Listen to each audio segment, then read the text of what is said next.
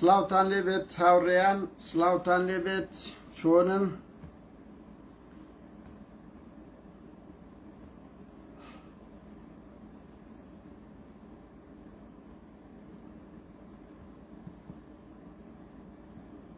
بەخێر بێن هاوڕێیان بەخێر بێن بەخێر بێن ئێستا قسە و باز لەسەر ئاژبەتاڵی نوێی پارتی یەکێتی بەرامبەر خەڵکی کوردستان دەکەین. ئاژبەتاڵێکی تر خیانەتێکی تر شەنگاڵێکی تر 16 ئۆکتۆبەرێکی تر بەڕێوەیە هاوڕێیان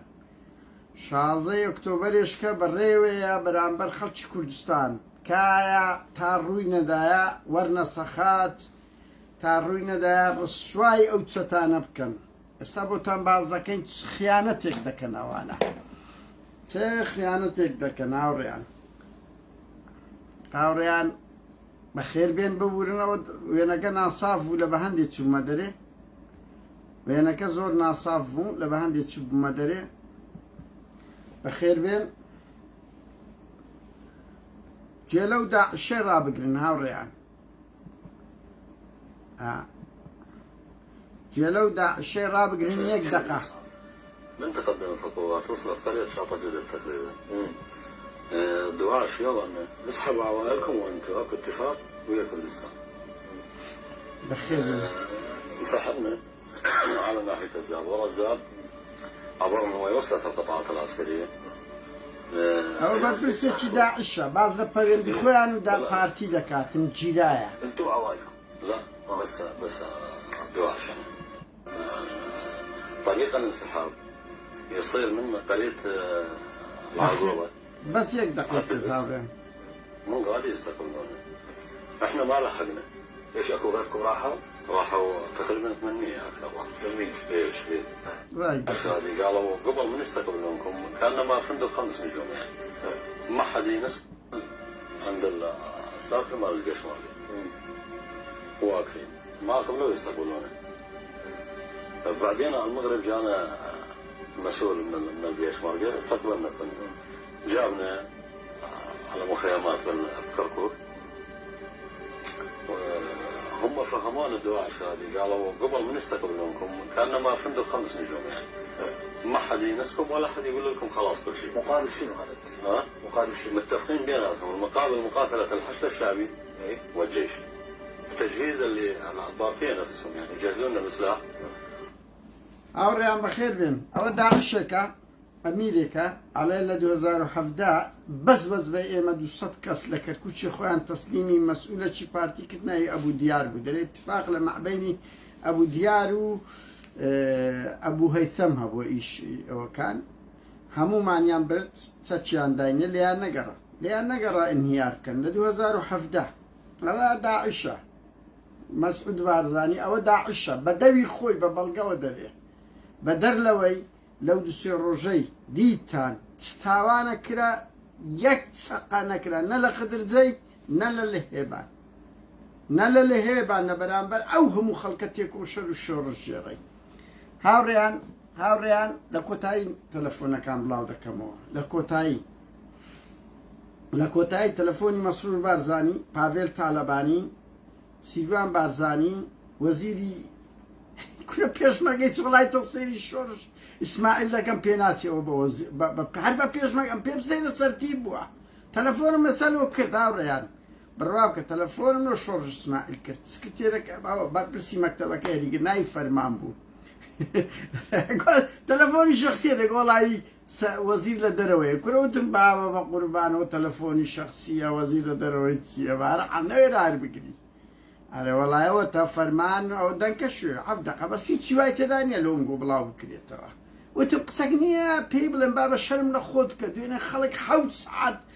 شەڕی کردی 7 سعات 1 کیلۆمەتر لێیان دوور بوون و پێشمەرگە بە دوربینی تەمەشایان کردینە پێشمەرگە بە دوربینی سەیریان کردینە کورەوە چ بێ شەرەفن ئەوانە وعد ئاوڕێیان ئەمە لەو 2-3 ڕۆژەی دەیان کەس پەیوەندیان پێکردیمە ئەوە تا ئامادە نەبووم یەک تەلەفۆن بدەم لە بەرەوەی مەسەلەکە پرەنسیب بوو بەس ئێستا وەکو شێوەیەک لە پرۆتستۆ بە هیوا بهیوام ئەوە نەبیە وەڵی زۆر عیبە لە هەندێک کەس بە من دەڵێ وەڵا دەمێنۆ تەئین بوون لەگەر کاک پاڤێلی قسە بکەم یان لەگەر سیروان بارزانی کورد شەرم لە خۆتان بکەن شەرم پرۆتستۆیان بکەم پرۆتستۆ یعنی تو کە بێیشی کە وەزعت خراپە کە خزمت دەکوژێ ئەوانن ڕەخنەیان لێ بگرن ڕسوایان بکەن فەجددیمە ینی خەڵک ئێستا چاوی لەوەیە ئسمسەشینە بۆ بکاتن سیروان بارزانی یان ئەوەتە مەسرور و پاڤێل جوابیان دەنەوە سوتێنرا شاوڕیان گوندی لە هێبان سوتێنرا بە دەستی داعش کەمەک لەمەوبەر لە خیانەت و ئاژبەتاڵی پارتی وێچێتی ئێستا زۆر بە درێژی باز دەکەین هاوڕێیان بەس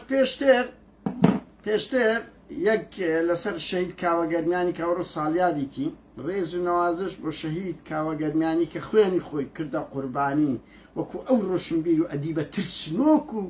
هەڵپەرستان نەبوو نەگەوانێ لە ناو دەسەڵاتوانێ خۆیان پێوەپرسیون ئەوانە لە ناو بەرەکانی جەنگن لە پێشەوەی جەنگ بوون تا بە خوێنی خۆی شەهید نەبوو نەوەستە کاوەگەرمیانی مرۆڤێکی مەزن جێگای ڕێز و سیمبولێک لە سیمبولەکانە کە ئێمە هەتا خوا ببورن ئەوە لە بیرم چوو لە ئەکاونتەکەی بڵاوکەمەوە بە لە ئەکاونتەکەشم بڵاوکەمەوە شەهید کاوە گەرمیانی شەهید کەت لە 8 ساڵ لەمەوبەر بەدەستی ئێستا ئەو کەتان لۆ باز دەکەم هاوڕێیان چۆن هەوڵ تیرۆرکردنەکەی درایە تا بنەماڵەی شەهید کاوە دەزانن ئەمن مانگێک لەمەوبەر ئەو خەبەرەم زانی بەڵام ئەخلاق ئەو هاوڕێیانەیە کاونتیش لەگەڵم بن ئێستا لۆتان باز دەکەم چۆن مەحموود سەنگاوی و عەدنانی حەمەمینە هەردووچیان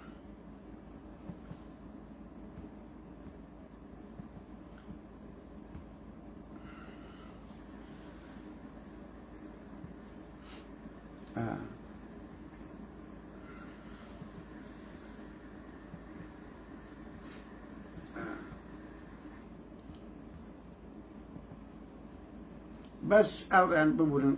یەک سانیەیکە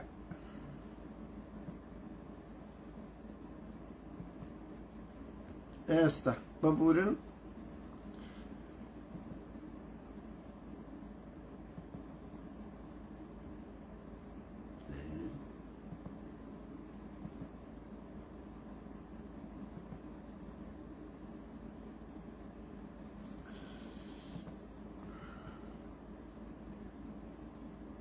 بەخێر بێن هاوڕێن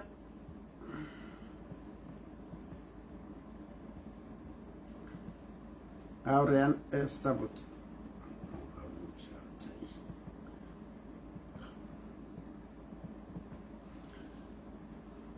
ئەوە جەماعەتی لاهوریش پاڤێلی شتێکدری بەربوون پاڤێلی شتێکدری بەربوون لەگە شاڵاوی کوڕی عەلی عەسکەری هەموو مشکلەکانیشیان پارە و هێزە مشکلەی ئەوانە هیچ ئەوەی کە نییە ئەوڕێن تەواو ئەوڕێیان بەخێر بێن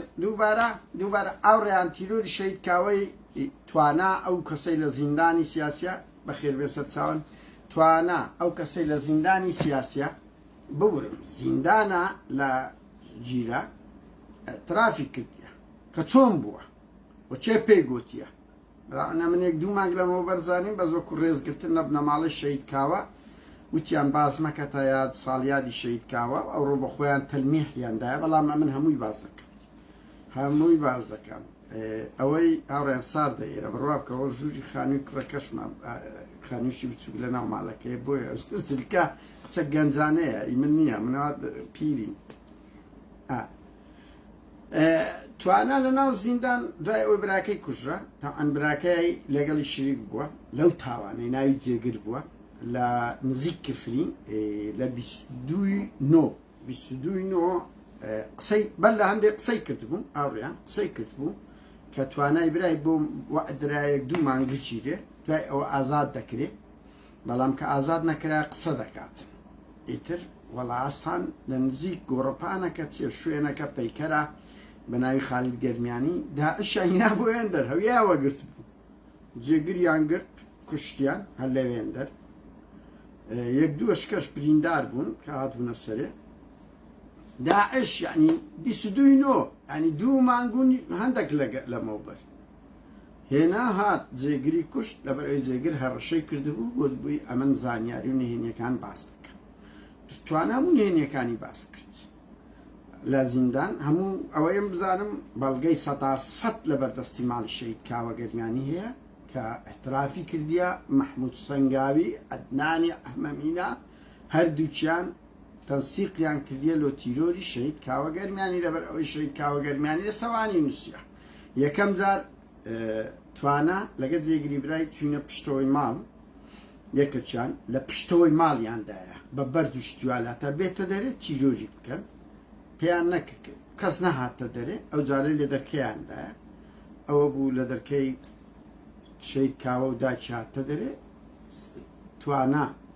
شەهیدی کردیە جێگری برای لەگەڵی بووە ئەو هەژاری ئاسایشەیە هەژاری ئاسایش ئەوی لە شەڕی داعش کوژرا ئەوش حیمایە کردینە نازانیتیان لەگەڵەوە بەس ئەو احترافی لەس ئەو سەیەک ئەو پێنجە کردیە کە ئەو پێنجەیە بووەوە جێگر بە ناوی داعش کوژرا جارەکەی تریش باسم کرد بە ناوی داعش کوژرا لە کاتێکدا ئینتیقام بوو لەسەر ئەوەی هەوڵیدا ئەو نهێنێ ئێستا ئەمن دەڵێم ئەو بەعس بکە ئەو بەعس بکە بۆیە محمود سەنگاوی عەدنانی حەمەمینە پیاوە بنوەرن لە ئەوروپا شکات لەم بکە ئەم شکاتم لێتان کردیە وەرشکار لەم کە هەوڵی کۆرسێکمان دیسێ سویدیمانی وەرە بە ئەو مەلەفە بێتە گۆڕێ وەرن ئەوە من تومەتان لۆ دروست دەکەم تۆمەتان لۆ دروست دەکەم دەڵێم ئەنگۆ تیرۆریست ئەنگۆ بکوژی شەید هێز نییە محمود سەنگاوی ئەو تۆمەتر لە کۆڵ بکاتەوە هێز نییە هەزار ئەوەندە دژی پارتی بی هەزار ئەوەندە بڵێ سەرم سپی کرد لە پێشمەرگایەتی کوڕە هەژارم و نازانم وامە مستحیل ئەو تاوانەت لە کۆڵ إلى الأبد إلى الأبد خوێنی کاوە کەم نییە ئەو سنگولانە هەموو بەرپرسێک دەیبزانی بە مەسرور بارزانی و مەسعود و جەلال تاڵەبانی و حتا لاهور شێخ زەنجیشکە ئەو ماوەی لە ئەو بە هەرچ تاوانێکیان کردبی لە ڕووی ئەمنیەوە لە ملیانە گەرنگ ئاڕیان ئەو دوو مەکتەب سیاسیە بوونا کە خۆیان ماپشاندەدا فریشتن تاانەوە محمود سەنگاوێت 40-50 ڕۆژ گویا ئەجیرایە بڕوا بکەن برادر شت لەو منتیقەی باسە ناکە زیاتر لە 50 مەڕی کوشتەوە ئەو ماوەی کورە هەر قەسابخانەیدا نابوو هەموو لە ژوورێکی دیاری کراوە ئەم ڕۆژە تکە و کەباب گویا جیرایە گەرنگ محمود سەنگاوی تۆ تیرۆریستە عەدنانی حەمەمینە وەرن مەرد بن شکایەت لە من بەلایف تەشریفتان پێ دەکەم وەرن وەبی بەڵگەکە و هەموو دکۆمنتەکان بێتە گۆڕێ لەو وڵاتە ئێرە وڵاتە قانون هەیە نەکەوە بسەفا و مەروار بکەی بچی لە بۆ ئەوە گەرنگ هاوڕێیان شەید کاوە سیمبولەکە وەکو هەموو شەهیدەکانی تر ئیلە الئەبەد ڕێگای ئەوانە چییە بەردەوامبوونی کۆڵنەدان و خەبات و تێکۆشانە تێکۆشان خەبات سەرکەوتن هەر بۆ ئێمێ ڕوڕەشی هەر لە بۆ چەتەکانە هاوڕێیان خاڵشکە ئەوڕۆ گوندی لە هێبان دوای ئەوەی چەتەکانی پارتیوێچێتی چەتەن وەڵڵا ئەوانە چەتەن بلا ئەوانە چەتەن ئەگەر یەک قیت دەماغی نەتەوایەتی دەماغ واتە ئەی مێشک تێیاندا هەبوایە ئەبوایە ئەوڕۆ بە مەسرور بارزانی و مەنسوور بارزانی بچوونایە گوندی لە هێبان خەڵکی گوندێک بە 17 ماڵی شەڕی داعش دەکەن بەنمونە مقاومەی دەکەن سێ جاران داعش تێک دەشێن بەبێ ئەوەی شەهیدێک دابنێن لە بڕیەوە یارمەتیان بدەن پشتیان تێک کرد ئەڵێن منتیقەی محەڕەمەیە تا ئەناڕێ من تەلەفۆنم لۆ شۆڕش ئیسماعیلەی کرد کە دەڵێن وەزیری پێشمەرگەیە وەڵڵای من شۆڕش ئیسماعیل چەند سەیرت دەکەم پێناتی کۆنە پێشمەرگەش بی کورە زۆر بێزار دیاری یعنی لەسەر ئەوەرە تو شەرم لە خۆت نەکەی وەزیری پێشمەرگە بی دوێنێ حەوت کاتژمێر خەڵکی ئەو قارەمانی لە هێبان شەڕی کردیە مقاومەی کردیە پێشمەرگە لە سەچیای تەمەشایان کردینە 5 دقە بە پێیان دوورنیان تەمەشایان کردینە تەمەشا فلیمی هیندیە تۆپانەیە باشەوە قەتل و ئامیان بکردبوونایە 50 کەسیان هێ بکوشتبوونایە تو وجدانت مەسعود بارزانی شەرم لە خۆت ناکەی مەسرور بارزانی سەرۆکی حکومەت قۆباد و پاڤێل و گۆڕانی ملپان و وەزیری پێشمەرگە حەوت کاتژمێر خەڵک شۆ تێبکۆشی بەرامبەر داعش هێزی پێشمەرگە 1 کیلۆمەتر لەوێ لەسەر گردەکەی برنبی بە دووربینی تەمەشایان بکەن چ بێ ئەخلاقیەتەکە وەرە ئەوە لە تاریخ بنووسەوە داعشەکی درندە هزومی سەرژن و منداڵ دەگاتن لەسەر گوندەچی تەعریب کراب هێزێک بە ناوی پێشمەرگە کوردایەتی لەوێن دەربی فلیم سەیری بکە وەکو فلیمی تۆپانێ ئەمرمان پێ نییە زریانەکە گوتیتی زریان شوعی ئەمرمان پێ نییە هاوڕێیان ئەمریان پێ نییە بە تەلەفۆن تەشجیعی کردینە وەڵا ئافەرین زریان تەعان یەک پێ بڵێم ئەوە کۆنە شوعیشە مەسەلەکەی ئەوانەش نییە هاوڕێیان من دڵنیام ئەگە بوار بدەن هەموو مەسئولە عەسکەریانە کوڕی زۆر جوانن بە پارتیوێکی دەکەن مقاومەت دەکەن من ئەو ڕۆژەش گوتم ئیرادەی خۆڕاگری ئیرادەی شۆڕژێڕی لە تاچی کووردا هەیە هەر لە شێستەکانەوە بگرە تەمەشا بکە هەر لە هەشتاکانی شۆڕش بگرە هەر لە پەکەکە و پەیەدە بگرە چی ئیرادەیەکی تێدا هەیە لە بەرامبەر داگیر کرد ئەوی ئەو ئیرادەی زعیف دەکە ئەو قیادە سەرسەریانان ئەو قیادە قومارچی و شەوانی سوور و بازرگانانن ئەوانە کە یەک ژن حیزیان دەکات یەک ژن یەک مخابرات یەک مید یەک ئیطلاعات کەرامەتیان دەشتێنی ئەوانن ئەو ئیرادەی ئەو میلەتەیان کردیە من دڵنیام بەڵام لەگەڵ هەموو ئەوەش هاوڕێیان ئەو ڕائیدەی شەهید ببوو سیروان بارزانی بەخۆی لە تەلەفۆنەکەش باسەکە ئەڵێ پێمان گۆ مەچوو هەرچوو شەهیدیش بوو هەر حەوتیان شەهید بوو تەمەڕودی لە وەزارەتی پێشمەرگە و لە سیروان بارزانی کرد ئەوە جێگای ئەو ڕائیدە و هەر پێششیان جێگە ئەوانە شایستەی پەیکەرن بەس بزانە لەبەر ئەوەی مەسعود بارزان هیچ احتیمامی پێ نەدان لەبەر ئەوەی چی ئەو ژنای گوندی خدرزێ نەگوت هەر سێ کوڕم بە قوربانی ئەوەی بی بزانە ئەو قارەمانانە مەسعود مەسرور هیچ احتیمامیان پێدان لەعلم بەرگیان نەگرت بوو چوو بوون هجووم بکەن بە فریای ئەوە بکەون ئەو براو خوشکانەیان بکەون ویژدانی پێشمەرگایەتیان تێدا هەبوو پێشمەرگایەتی هەر ئەوامر نییە تەمەڕود بکەن لە بەرامبەر ئەو قیادە ناپاکەی کە بەبەر چاوتان داعش بەس دەچی لە ژن و منداڵی کورد دەدا بزانن لە بیرە نەفتێک دەدا لەو منتیقەی مە هاوڕێیان بە سەدان بیرە نەفتێ خۆ خورمەڵام مەوقعەکەیە لێ دەپاڵێورێ ئەدیزەکانی لێ لە هەموو گوندەکان بیرە نەفتەیە هیچ تێکەر نابێ داعش هیچ سێکەڵ بە کارگەی چیمەنتۆی نییە چیروان بارزانی نابێت داعش 3 مانگ لەمەوبەر لە بن سەیتەرەی پێشمەرگە پێش چەکدار خەڵکیان گرت و کوشت نە چەکدارەکان تەقەیان کرد نە داعشەکان تەقەیان لێ کرد داعش ساڵ و نیوەکە لە بناری چای قەرەچوو بە پارتی بە ئەمریکاش ئاوڕیان ئەمریکا دەوریە سەخیفەکەی دەبینی یعنی بەڕاستی وەکو گەمەیەکی سیاسی کەنەدیەکان من ئەو وەختەی بریندارەکان گۆسرانەوە وتی کەنەدیەکانی و ئەمریکیەکان شیان لەگەڵدا بوو وەک گەمەیەکی سیاسی بازەکەش بەوە چێ دەدا ئەو خەڵکە هەژارە تۆ ببینە داعش هەموو جمەکان لەسەر خەڵکی مەدەنیە لەسەر گوندی خدرجەیە لەسەر گوندی لەهێبانە هوتمی سەرژن و منداڵ دەکا کە پێشمەرگە شەهید دەکرێتن گەمەی سیاسیان ئەوە تا وەکو ئەو حەوت پێشمەرگە قارەمانەی بەهانایانەوە دەچن بڕیاری هەردوو لایەنەوە نییە تەقەلە یەکتر بکەن بڕیاریان نییە تەقەلە یەکتر بکەن داعش دەبینن قەت هجومی سەر ڕەبایەکان بکە بەبەر ڕەبایەکاندا دەڕوە ئەوامر خۆستا بەڕوونی دیارە ئەو قسانەی پێرێ و بەستر پێرێمە کردمان داعش هجومی سەر گوندی خدرزەی دەکە بە بن ڕەبایەکان دەڕوە ئەو خۆکە دەرکەوت هیچ تەقەیان لێ نەکرا گەورەترین هێزی چەکداری پارتی لە بازارگەیە هەزم کوڕی سعدی عەلی برنۆوە چێە بە سەدان چەکداری لێیە گوندی خدرزیجەش 1-2 کیلۆمەتر لێی دوورە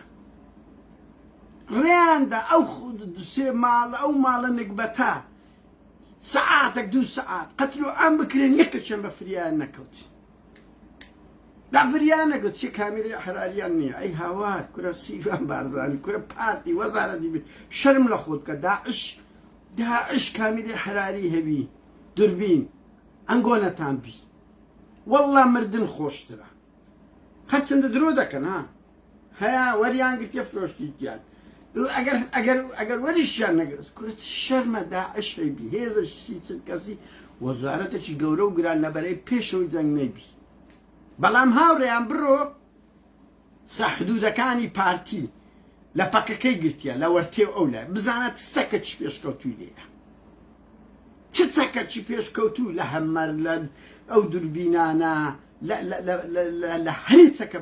ئەوەکان خۆ دیتان ئەو ڕێزە سیارە هەرە بڕاقیکان لە بۆ لای قەتی وەرتێ و ئەو لای ڕۆیە وایە نا لۆ بەرامبەر پەکەکەی ئەو هەموو چەکە پێشکەوتووە بەکاردەینن دەبەنە پێش لۆ لە بەرامبەر داعش پێشمەرگەی نەکبەتمان و تەماتە و کلاشینکۆف و چەنگولەیەک دەدرێت خۆڕەوەکە زۆر ڕوونا دوێنێ لە گوندی لە هێبان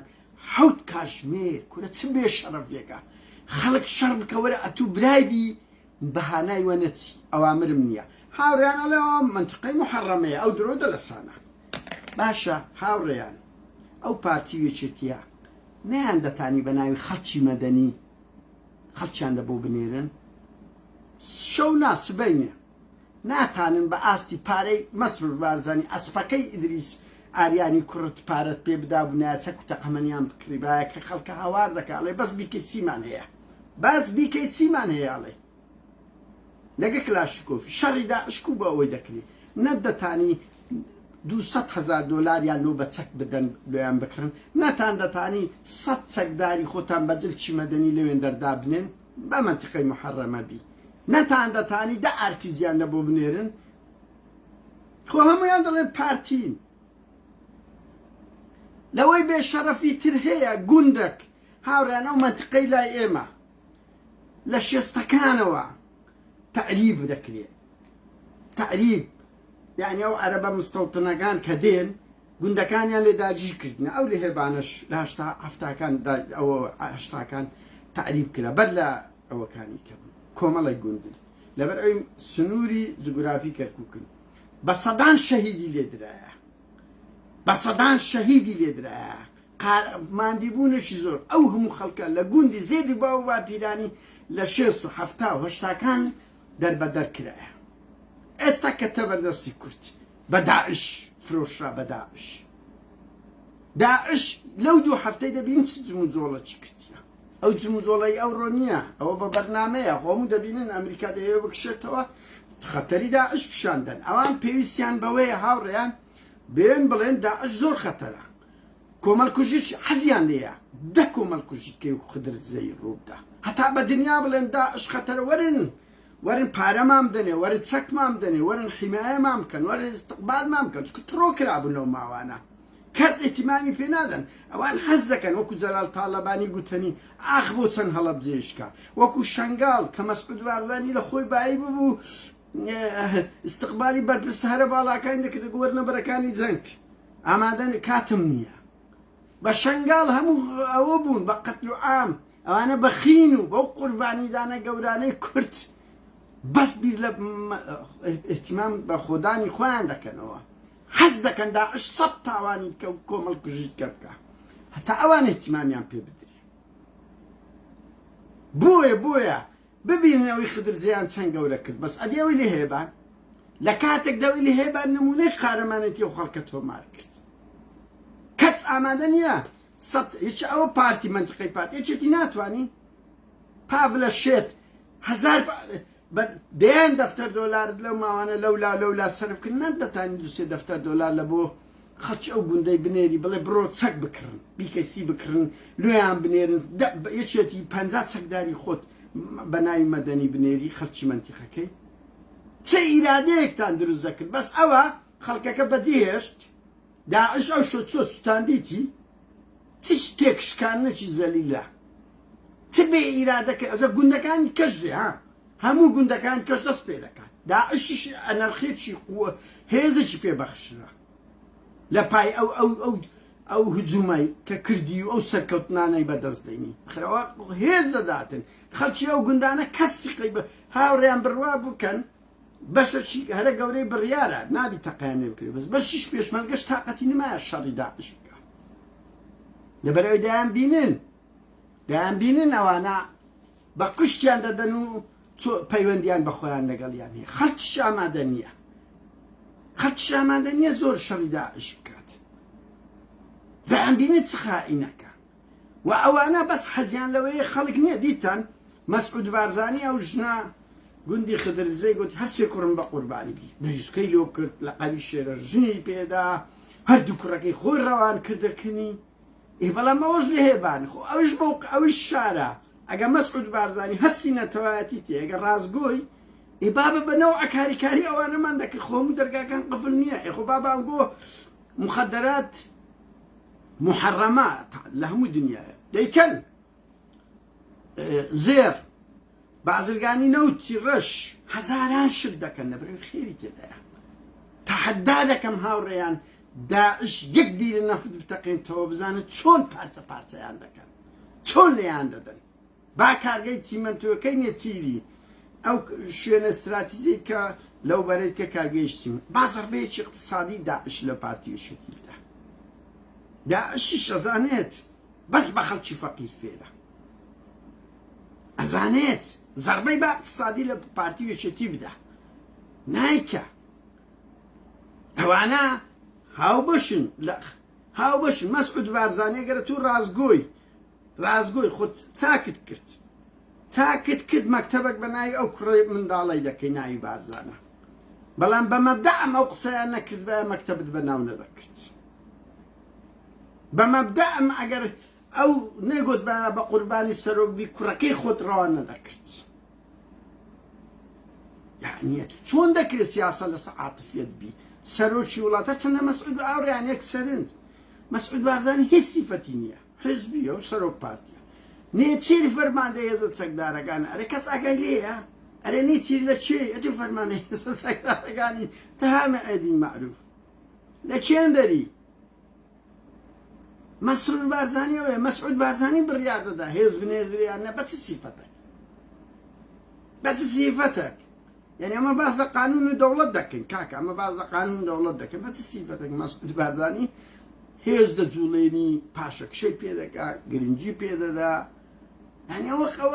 هەر ئەوە بۆ خۆی کە بڵێن وەڵا قانونی نییە ئەوەش بە خۆی مەسەڵەن سەد بڵێ لۆ نەچوونە گوندی لە هێبان ئەڵێ منتیقەی محەڕەمەیە ئەو فەرمانەکەی مدیر مەکتەبی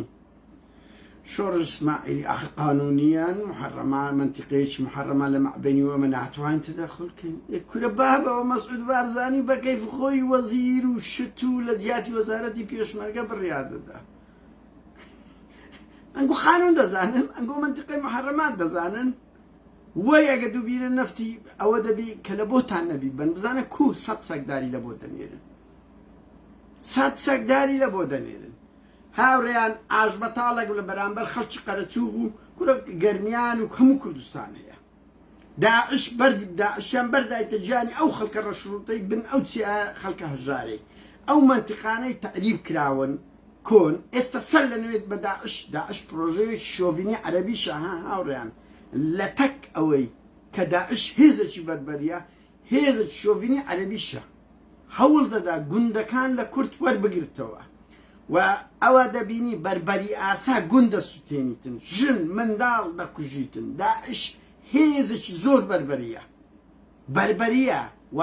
هێزێکی عەرەبی شۆڤینیشە بەڵام هێزێ ئەو هێزانە ناپاکن وەرە ئەتو گوندەک ئەو داستانە گەورە تۆمار بکە لە بریەوەی تەشجیعی بکەی ئەوای لێ بکەیت چۆن حەزیان لێیە ئەڵڵا ئینسان لەبەر پەریان پارڕێتەوە کورە منداڵم بە قوربان بی کورە هەموو کورد بە قوربانین گۆبی کورە بەس ئەنگۆ سەرتان بەرز بی حەزیان لەو زمانە لاوازەیە بەڵام حەزیان لە خەڵکی بە ئیرادە نییە حەزیان لە خەڵکی بە کەرامەت نییە حەزیان لە خەڵک نییە بڵێ نا تەسەورکەن هاوڕێیان من دوێنێ فلیمەکم دیت فلیمەک بەڕێ کەوت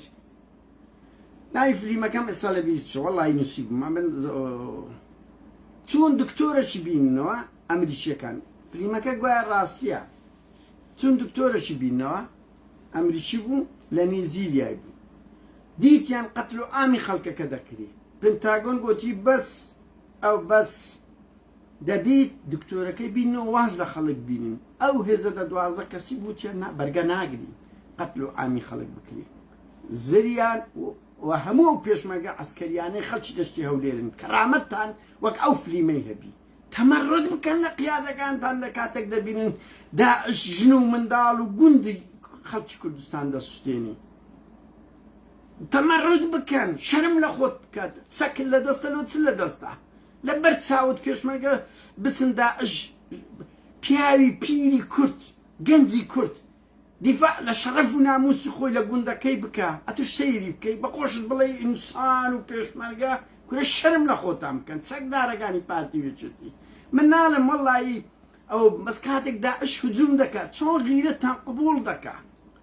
ئێرە کاکە 100 ڕێگە هەیەنگۆ ئەسکەرین ئەمە لێ نازانین گرنگە لەو فلیمەی هەرچەند پنتاگۆن داوا دەکات ئەڵێ فەورەن سەعبنەوە ئەڵێ بەرگە ناگرین ئەو قەتل و عامی خەڵک ببینین دیتیتمانە ویان لە گوندە چی کردیە هەمویان قوتار دەکەن هەژنۆ شەهید دادەنێ ئەو فلیمە ڕاستیە هاوڕێیان و فلیمی ئەو قەتل و عامی بۆسنێ و هەرسکە سربیەکان قەت ئەوە پێدادران دادگا کامیرەمانە کە ئەوە فڕۆکەوانێکی ئەمریکی تەسویری کرد هەموو ئەوش فلیمە یعنی ڕیسکی بە حیاتی خۆی کرد چ فلیم ئەوەکەی دەرهێنا ڤیدیۆکەی دەرهێنا لە بەرەوەی لە دادگای لە های بەڵگە دەخوا بەڵگە دەخوا کەچی وەرە کوردە کورد دوێنێ حەوت کاتژمێر دیدی خەڵکی لە هێبان شەڕی کردیە سەیریان کردیە بەخۆشی دەرێ پێشمەرگە مەسعود بارزانی بەخۆشی دەرێک موعامەرەی گەورە لە کورد هەیە ئەوەش تورکمانەکەی چەچی پێ بوو کلاشیک و خەنجەری پێ بوو هەزار شتی پێ بوو هەمویان لەگەری کردە لۆش وەختی تنگانەی دانا بابە قەتل و عامی خەڵکت دەکرێ دەتەوێ هەموویەکی خدرجەی لێ بکرێ ئەو دە بەهانایانەوە بچی هەتا لە ناوەندە جیهانیەکان ئیتیمامت پێ بدرێ یعنی شەرم لە خۆتان بکەن دروی دەکەن منتیقەی محەڕەمە بە 100 ڕەنجی کە بە چەک بە پارە بە ناردنی هێزی ئەو منتیقەیە دەست لە پشدانیان پێتان دەکرێت بەس هەمووتان بازرگانن وەی ئەگە تجارەتەکانتان لێ ڕادەگرن وەی ئەگە زەربەیەکی اقتصادی لە نەفتەکەتان دەدەن هاوڕێیان من وەکو گوتم ئەو 2-3 ڕۆژەی زۆر داوای زۆر ڕقم لێ کرا نەمدایە بەڕاستی پێم پێ برەنسیبی بوو بەڵام ڕسوای ئەو مەسئولانە بکەن تەلەفۆنیان لەکەن کورە شەرم لە خۆتان بکەن لیان دەپارڕێنەوە وەڵڵە هەمن لەبەر ئێوە نەبی لە ژیانم دەست نادەمە تەلەفۆن نەبوو یەک مەسئولی کورد بکەم یەک مەسئولی کورد بکەم بەڵام لەبەر خاتری ئەو خەڵکەی دەمەوێت کەیسەکان بجوڵێ دەمەوێت ناڕەزایەتەکانی خۆمانیان پێ بگەێنین لەو ڕوانگەوە تەلەفۆن دەکەم دەور ڕوانگەوە تەلەفۆن دەکەم هاوڕێیان تەلەفۆن ئەوی لە خۆی دەنووسی بە سەریعی ڕەنگی ئەو مەقتەعی ئەخیری دەبڕم نەزانم شکایەتم لێ دەکەن تەلەفۆنی مەسرور بارزانی کۆڕەک 445 0101 445 0101 دووبارە کۆڕەک 445 0101 مەسرور بارزانی وەتسئاپ و سیگنال و هەمووی هەیە سیروان بارزانی 750 444 0777 750 کۆڕەک 444 0777 پاڤێل تاالبانی ڕاوەستن پاڤێل تاالبانی هاوڕیانەوە تووڕەیە لە تووڕەیە بڵاو دەکەم وەگەنا من بەڕاستی ئەخلاقیەن حەزم لێ نەبوو ئەو ئەوانە بڵاو بکەمەوە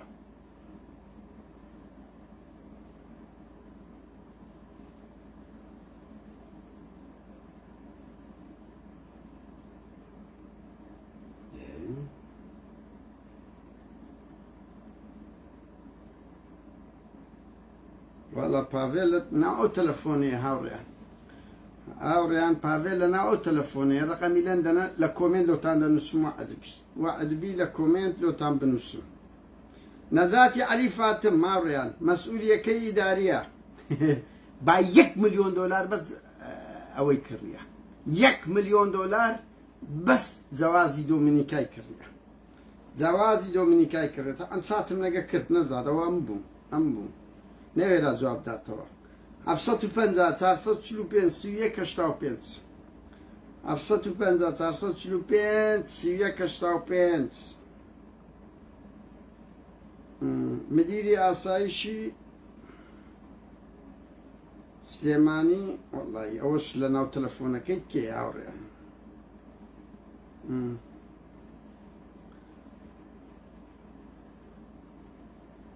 ئەوتە بەڕێوەبەری ئاسایشی سلێمانی ببورن لێرە هەیە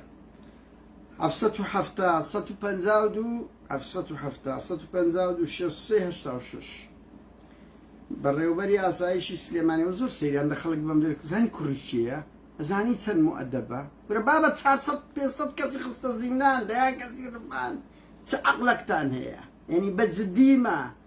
ماندێلا گەیڤارە نەهرۆ زەلامی کوش دەدرێتە مەحکەمەی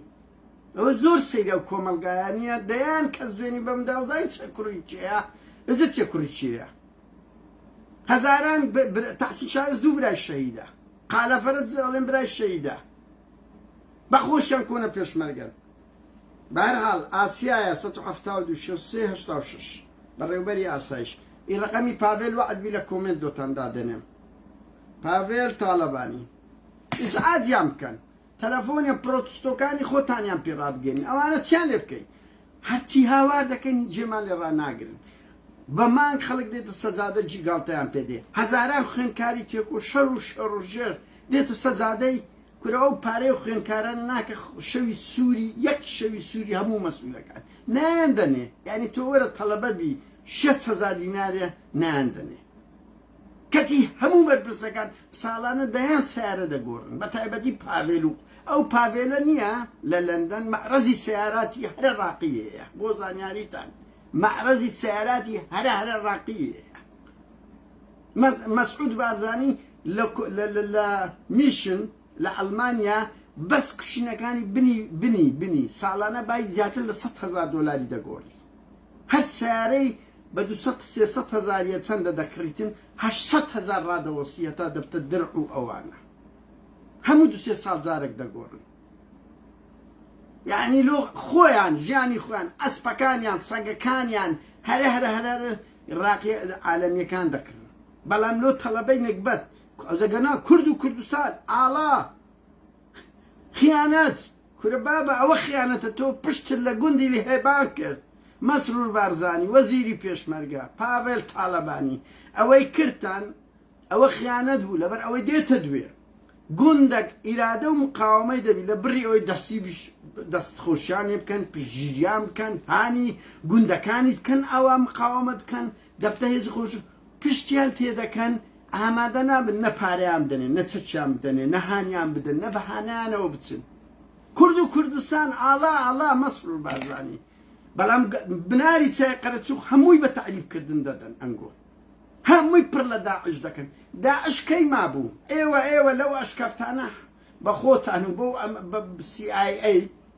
بە ئەوانە بەکاری دێنین لە بۆ گیانی ئەو نکبەتە کێ قوربانی دەدا ئەوە ماڵێکی خدرجە سێک جەرجی دەستی ئێستاوە قسە ناکە ئەو دایکە دوو مانجشکە دەیبینم ئەمن دایکم شەیدا برام شەید بوو ئەزانم چ دەکەن ئەزانم سەبر بگرە یەک دوو مانجشکە کە ئەو قەرەباڵغی لێ دەبر بزانە چه ئاگرێک لە جەرجی بەردەبیتن ئەو دەمی ئەو کات لەوان ڕۆی لە بۆمە هەموو خەبەرە هەموو تەعسفە چێک 2 سەعاتیە کە دەیان بینین کە جێ دەبنێ گورزەکە بەوان دەکەوی بەوان ئەو بەو حەوت پێشمەرگە بە پێشمەرگەکانی گەرمیان ئەوانە باز دادنێ هاوڕێیان بەهەرحاڵ منویستم بەشێک لەو ئەوانە تکایە وەرنە سەرخەت ئەوەی ئەدیبە ئەوەی شاعیرە ئەوەی حزبە ئەوەی لە هێبان تحولە هاوڕێیان پێشی نەگیرێ شەنگال ئاسا دەست پێ دەکات داعش هێزەکی بربەریە بگاتە هیچ ویژدان مەبدە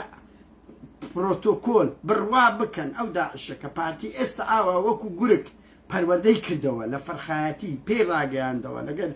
زۆر هێزولانیکە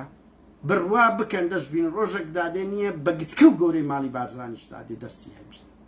هیچ ویژدانی نییە هیچ پێمیان نییە ئەوانە بۆیە تا زوو پێشان نەگیرێ تا خەڵک فێرم ئەو مقاومەی وەکو لێ هێبان نەبی کە بەداخەوە بە نەتیجەی زۆر خراپ لە بۆ خەڵکەوە بوو کرۆوەرە ئەتۆ خاوەن ئەو ئیرادەی خەڵک بی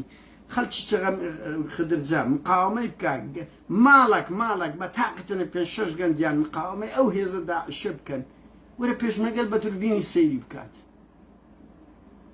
بڵێ ئەمرمان نییە ئەی بڕۆ چونکە قەتل عامی خەڵکەکەی پەتش بە خۆت برێ پێشمەرگا سرودی پێشمەرگەی کاک مەسعود لە بۆ ئەوەی بکە یەک فلسی سوستای ناکە کە لە هێبانت وا بەتاڵ کرد کە شەنگاڵت خیانەت پێ کرد کە ڕیفراندۆمت وا لێ کرد کە 16 ئۆکتۆبەرتانە لێ کرد ئەم دریشمانە کەی بایماوە چێ تااقەتی وشەی کورد و کوردستان خەڵک لە ڕقینگۆ